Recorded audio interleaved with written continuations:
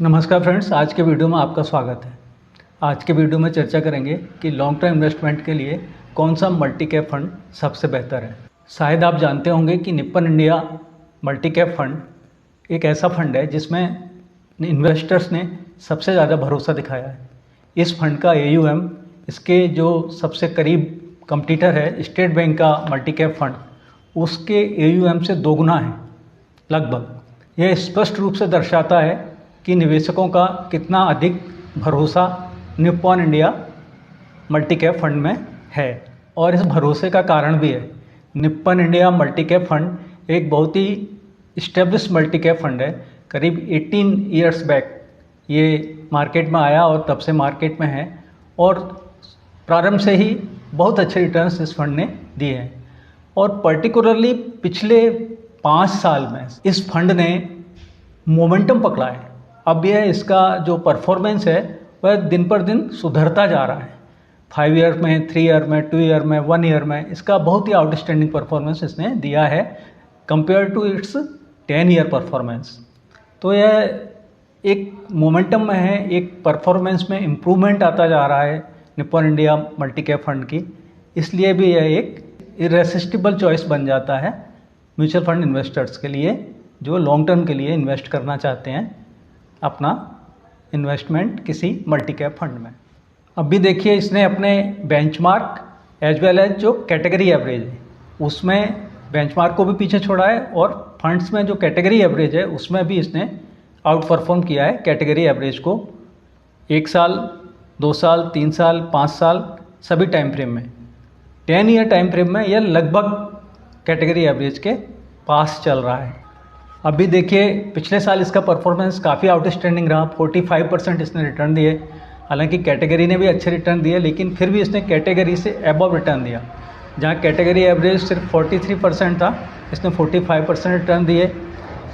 2 years में category average 33%, fund average 38%, and in 3 years category average is 20%, funds performance is 27%. In 5 years, category is 27% and fund is 28%. But in 10 years time frame, category average और fund average लगभग बराबर ही हैं, बल्कि fund का average slightly lower है category average से। Category average is 18% while funds performance is 17%, रफली 1% below है।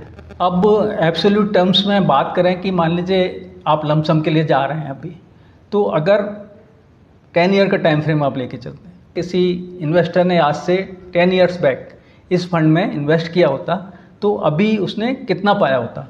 क्योंकि पास्ट परफॉर्मेंस कोई फ्यूचर रिटर्न की गारंटी तो नहीं है, लेकिन हमें उससे आगे देखने के लिए और कोई बेहतर विकल्प भी नहीं है। पिछले परफॉर्मेंस से ही हमको आइडिया लगता है कि जो फंड पिछला परफॉर्म किया है ठीक वैसा ही नहीं, तो कम से कम ये तो हम मान के चल सकते हैं कि उसके अंदर कैपेसिटी है, कैपेबिलिटीज़ हैं, तभी वो अच्छा परफॉर्म पास्ट में किया है और कोई एक्सटर्नल फैक्टर नहीं आ जाता। तो इस बात की संभावना अधिक है कि वह अपना परफॉर्मेंस जारी रखे।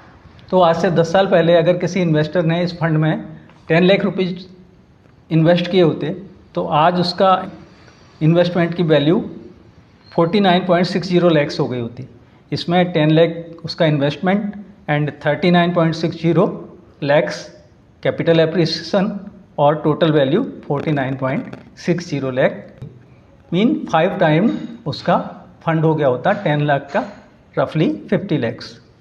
ये रिटर्न्स 10 ईयर्स के CAGR पे हैं जो कि 17% है। अभी जैसा कि बताया पिछले साल तो 43% रिटर्न दिए, बट आप लॉन्ग टर्म में इतना बड़ा रिटर्न एक्सपेक्ट नहीं कर सकते।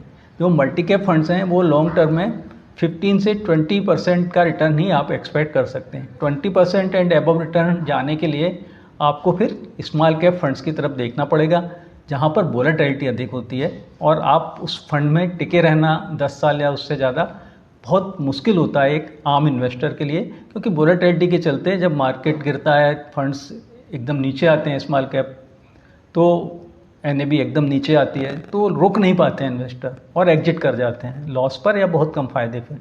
तो इसलिए मल्टी कैप फंड एक बेहतर विकल्प है, क्योंकि मल्टी कैप होने के कारण इसमें आपको small cap, mid cap, large cap, सभी तरह के फंड्स का एक सम्मिश्रण मिल जाता है। तो आपको 3 अलग अलग फंड्स में भी इन्वेस्ट करने की ज़रूरत नहीं है स्टेबिलिटी के लिए अपने पोर्टफोलियो के, जहां आपको इसमें मिड कैप और स्मॉल कैप के अच्छे रिटर्न मिल जाते हैं, वहीं पर लार्ज कैप की आपको स्टेबिलिटी और सेफ्टी भी मिल जाती है। अभी लास्ट में इसके एसआईपी रिटर्न्स की और चर्चा कर लेते हैं। एसआईपी रिटर्न्स पिछले 10 ईयर में जो आपका लमसम रिटर्न है उससे भी अच्छा मिला है, और सामान्यतः मिलता ही है, क्योंकि इसमें एसआईपी में आपका जो इन्वेस्टमेंट होता है वो स्टैगर्ड होकर लगता है हर वैल्यू पे। लो में जब मार्केट डाउन है तब भी, जब मार्केट अप है तब भी, जब मार्केट साइडवेज है तब भी, तो हमेशा आप इन्वेस्ट करते रहते हैं, तो एवरेजिंग होके आपको बेहतर रिटर्न मिलता है। जैसा कि अभी डिस्कस हुआ कि लमसम रिटर्न 17% के CAGR से 10 ईयर्स में मिले हैं आपको इस फंड में। वहीं पर अगर सिप रिटर्न की बात करें तो XIRR, जो कि सिप रिटर्न्स को मेजर करने का तरीका है, उसके हिसाब से आपको 22% रिटर्न मिले हैं। 5% का अंतर है रिटर्न्स में। ये ब्यूटी है SIP के द्वारा इन्वेस्ट करने की। तो आज से अगर 10 साल पहले आपने इस फंड में सिर्फ 10,000 रुपये प्रतिमाह की SIP की होती, तो आज आपके इन्वेस्टमेंट की क्या वैल्यू होती वह डिस्कस कर लेते हैं।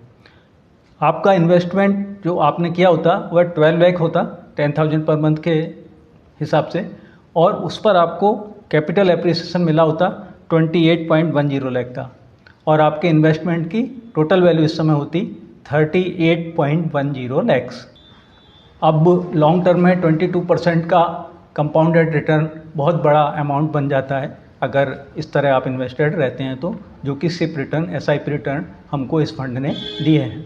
इस वीडियो में इतना ही, मिलते हैं अगली वीडियो में।